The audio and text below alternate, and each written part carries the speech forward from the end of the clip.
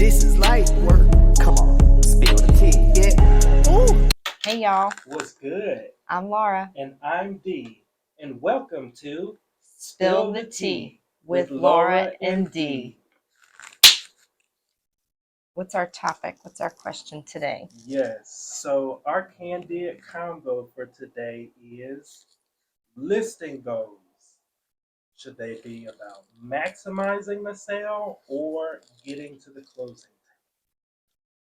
That's a really good question. And I love it because I feel like this is something that I can talk to a consumer about as well as an agent about. Because I think I screwed this one up the other day by not actually, in a listing appointment, by not actually communicating at a high level that a data-driven sales approach, right? Like getting to the closing table. What is it actually going to get to the closing table? Also has a marketing campaign that goes behind it, right? I get so excited about that data.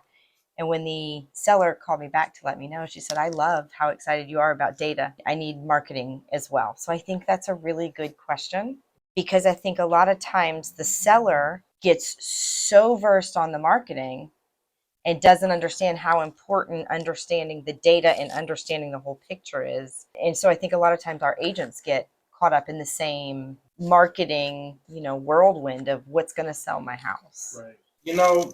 I almost feel like you know how entrepreneurs, they kind of wear several different hats for their business. I feel like when it comes to real estate, you almost have to put on, like, I'm going to use an old word, spectacles. A couple of different spectacles.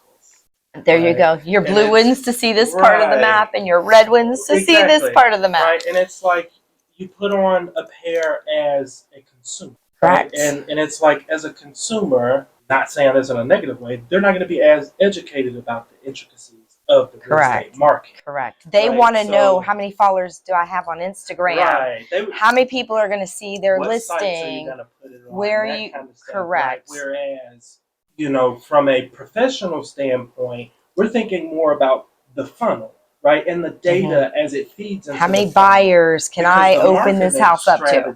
Doesn't matter until you have that data.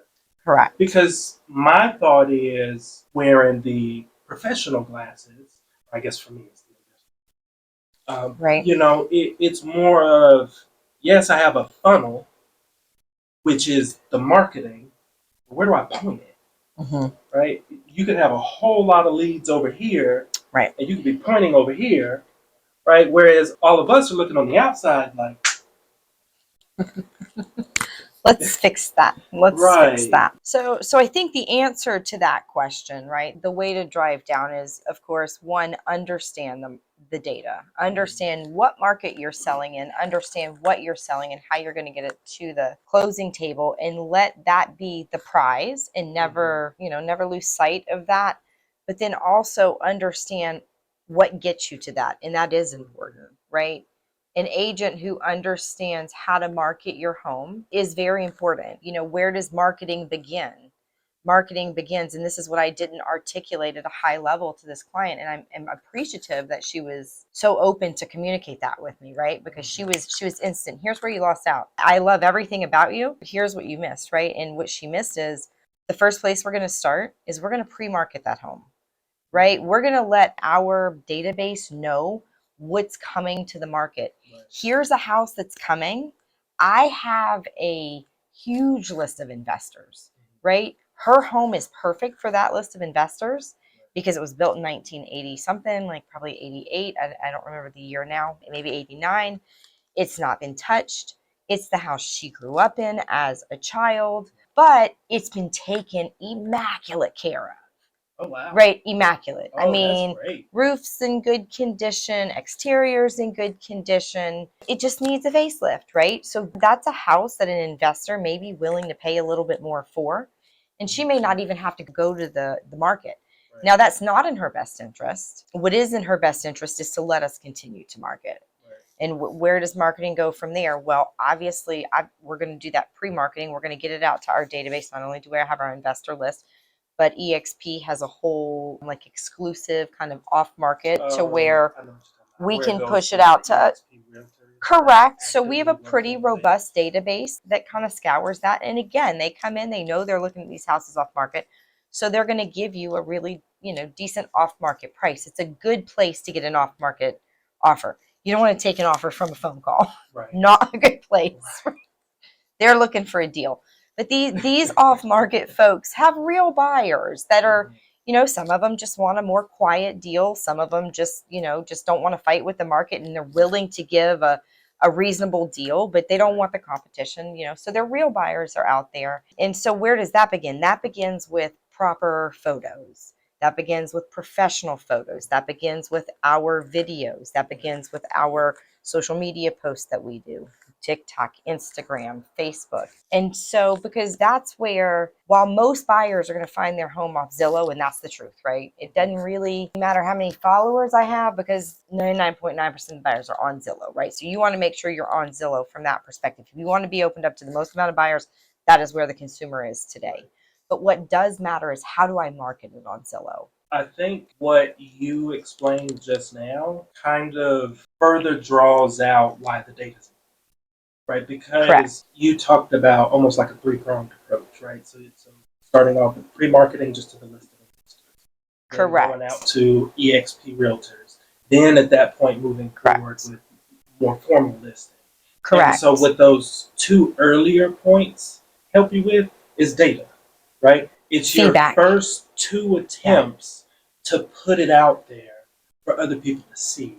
Yeah. And as you get that feedback, you're then able to adjust and further tailor that listing so that when you go to actually market it to the end buyers, Correct. It's already been Tested. Right. It's your beta testing. Exactly. And it's important, right, that all of those components are there. Mm-hmm. I stand firm that making sure you're positioned well is what gets the home sold. Right. But first impressions matter. Like, we live in a world where everyone has been online dating. Everyone. Like, don't say you have not gotten online. You've been curious. Maybe you never swiped, but you got online, right? And the first thing you do is, look, he's ugly. Why would you post that picture? Like, that's what people are thinking of your house. Or the guys. Yes. Right. Oh, match. Right. Waiting to find out which one.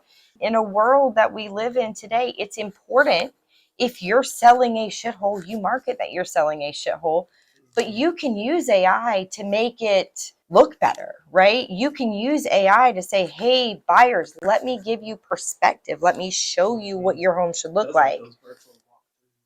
Correct. Or staging it, like virtually staging it. Like, for her home, it would do her home well, because it's going to be empty. It's a rental right now, to be virtually staged. Right.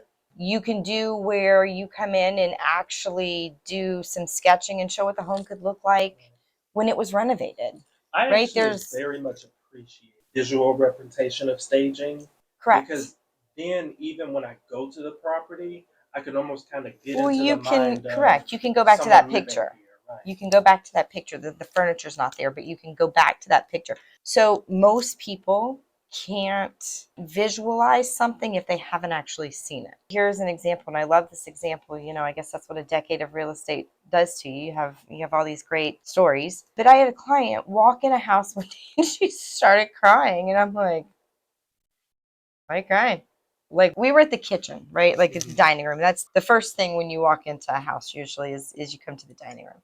Yeah, it was fine. I mean, it was pretty average. It was Alpharetta, so it was big. I mean, no, it was red. That's why she was crying. So you might have heard the story before. See. Right? And so I tell people all the time, when you walk into the right house as a buyer, you step in the front door and you know it.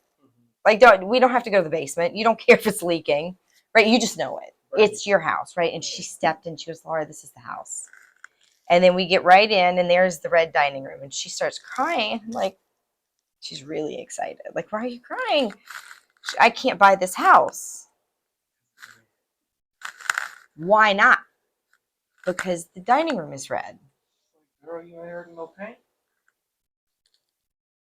She couldn't see past the red dining room. Do you know 10 years later, she's still looking for a house?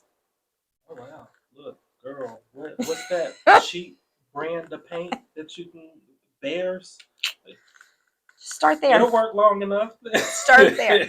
Right? And so to your point, in marketing a home, I think taking the buyer to what the end of the home could be is important, right? Because people can't see past that. I mean, when we flip, we stage. Why? Because we max out our dollar.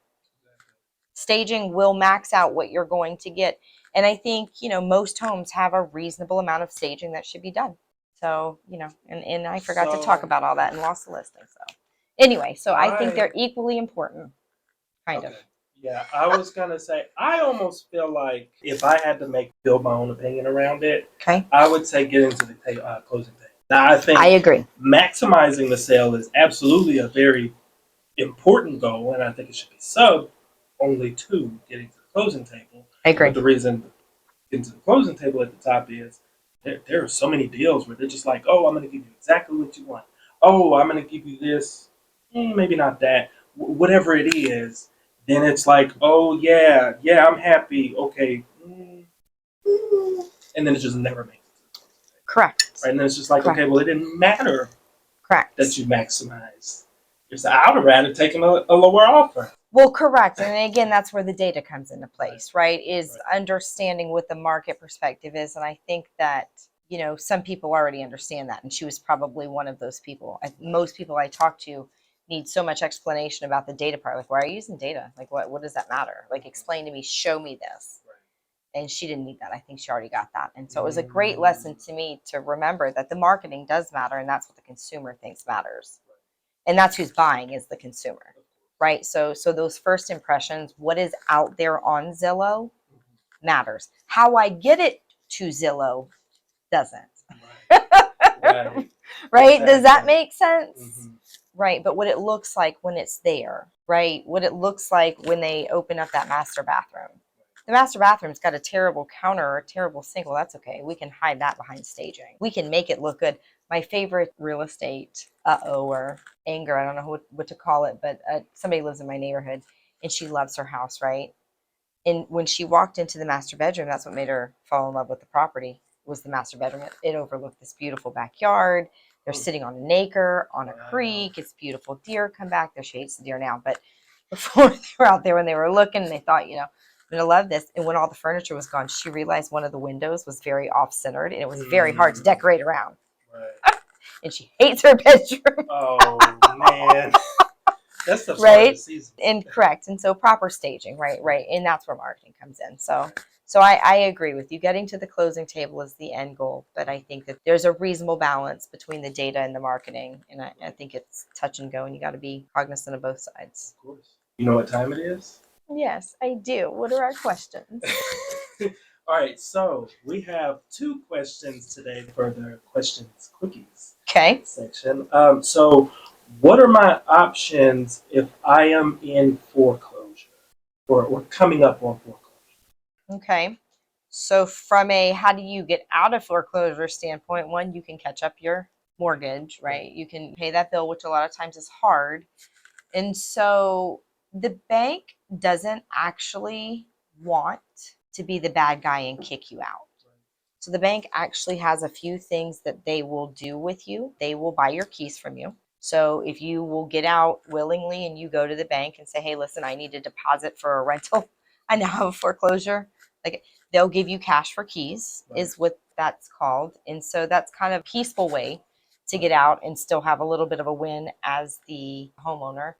And then the other is to find an investor and be willing to dance. The investor is going to be looking for a deal, and you're looking for a way out, and again, a little bit of cash in your pocket. So my best piece of advice for someone in this position is look 12 months down the road, look 18 months down the road.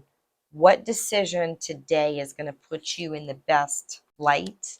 Most of the time, it's trying to find an investor that will put some cash in your pocket, because then you don't have the foreclosure, right? Then your credit's not as stressed out. If the home goes into foreclosure and there is any debt after the sale, you don't have that. And so, look at 18 months down the road and see what decision is going to put you in the best light. Okay. And what are the best strategies for selling a home quickly? Data. Yeah, so pricing and getting it out to the masses quickly. You know, the fastest way to get the house out to the masses is twofold in today's day and time because NAR's made some changes. But one is listing on the MLS, and two, giving the agent permission to allow that listing to move and be pushed to Zillow. Right. Consumers that aren't hooked up with an agent are hooked up with Zillow. You know, they're like Zillow's like, I don't know, their best friend until they find somebody who's going to help them through the contract. And a lot of times Zillow's actually making that connection nowadays because Zillow sells, when you click Zillow sells your number to an agent who calls. And most people hire, I think it's 97% of people hire the first person they talk to in real estate. Wow. That's a scary stat, huh? A little bit. I know. What do they just put up with a bad realtor? That's even scary. Yep, they hire them and then they put up with them.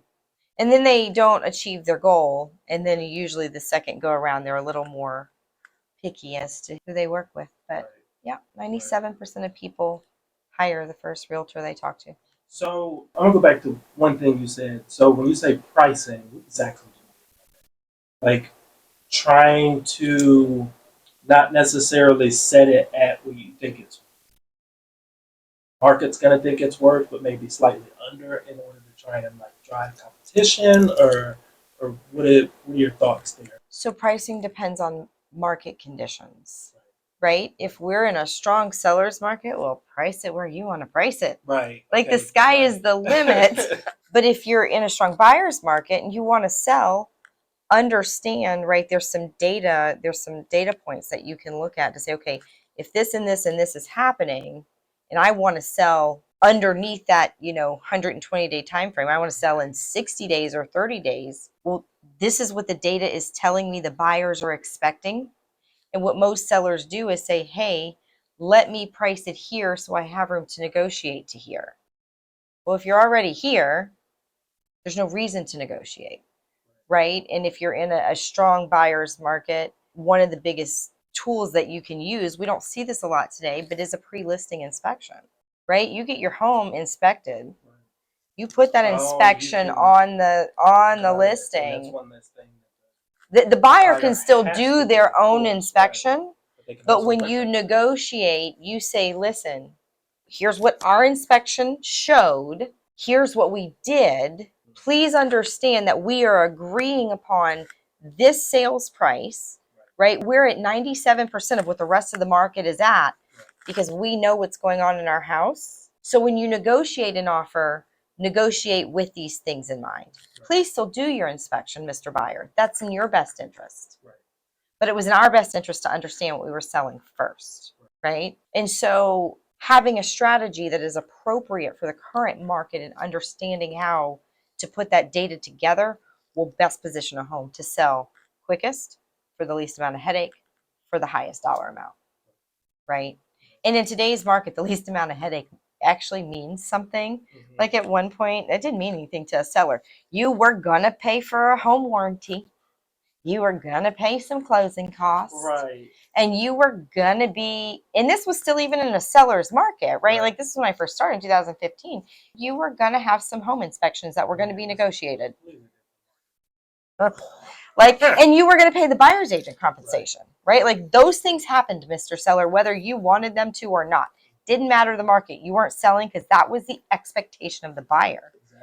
In today's market where the competition is less, right? Some areas are saturated with homes. Some homes have no homes for sale. Some areas are more desirable. Some areas are less desirable, right? What does the area look like? I mean, the last 3 houses we put under contract, the seller had no responsibility. They did nothing. Like after the inspection, we were like, yeah, great. That's awesome. We're not doing anything. We have a backup, right? The buyer paid for their agent and paid over list price. Right. And again, it was because we used a data-driven approach to make sure the home was properly positioned in the market. And then we used our marketing strategies to push it out to the masses. Sweet. Yeah. Awesome. Well, that about wraps us up for today's episode. Fantastic. So thanks again for joining today with Spill the Tea with Laura and Dee. As always, if you enjoyed this or learned anything or even found this entertaining, hit the heart, send to a friend. Also, if you have any questions for a house flipper or real estate professional, drop us a note below and we will cover it in one of our upcoming videos. See ya. Peace. This is light work.